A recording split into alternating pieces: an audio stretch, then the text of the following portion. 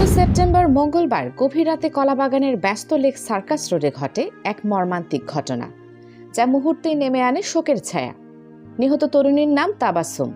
চট্টগ্রামের বোয়ালখালী উপজেলার আকুবদন্দি শরীফ পাড়ার মোখলেসুর রহমানের মেয়ে তিনি। মাত্র 2 বছর আগে বিয়ে হয় তার স্বামী জামিউল হক ফারুকের সঙ্গে। কলাবাগানের একটি বাসায় ভাড়া থাকতেন তারা। সংসারে রয়েছে মাত্র 7 মাসের এক কন্যা সন্তান।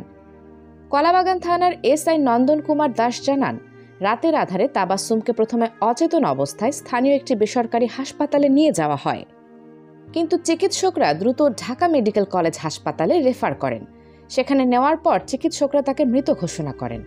প্রাথমিক তদন্তে পরিবারের স্বজনরা পুলিশকে জানিয়েছেন, 2 বছর ধরে দাম্পত্য জীবনে চলছিল টানাপোড়েন। গতরাতেও স্বামী স্ত্রীর মধ্যে তীব্র পারিবারিক কলহ হয়। সেই রাগ ক্ষোভের মধ্যেই নিজের ঘরে গিয়ে ফ্যানের সঙ্গে ওড়না পেঁচিয়ে ফাঁস দেন তাবাসসুম। পরিবারের সদস্যরা টের পেয়ে দ্রুত উদ্ধার করে হাসপাতালে নিলেও শেষ পর্যন্ত তাকে আর বাঁচানো যায়নি। এই ঘটনায় গোটা এলাকায় নেমে এসেছে শোকের ছায়া। প্রতিবেশীদের অনেকে বলেছেন, তাবাসসুম ছিলেন প্রাণবন্ত ও হাসি খুশি মেয়ে। তারা বলছেন, পারিবারিক কলহ যদি সত্যিই কারণ হয়, তবে এ ধরনের মৃত্যু সমাজের জন্য এক বড় সতর্ক সংকেত। এসআই নন্দন কুমার দাস আরও জানান, মরদেহ ময়নাতদন্তের জন্য ঢাকা মেডিকেল কলেজ মর্গে পাঠানো হয়েছে। ঘটনার সত্যতা উদ্ঘাটনে আইনি প্রক্রিয়া চলছে। তদন্ত শেষ হলে জানা যাবে আসল কারণ।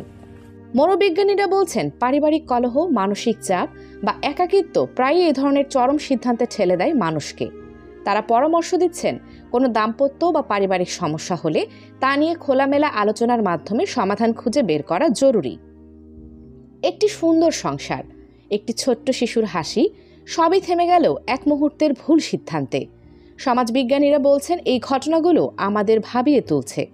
মানসিক স্বাস্থ্য ও পারিবারিক সম্পর্কের যত্ন নেওয়া এখন সময়ের দাবি।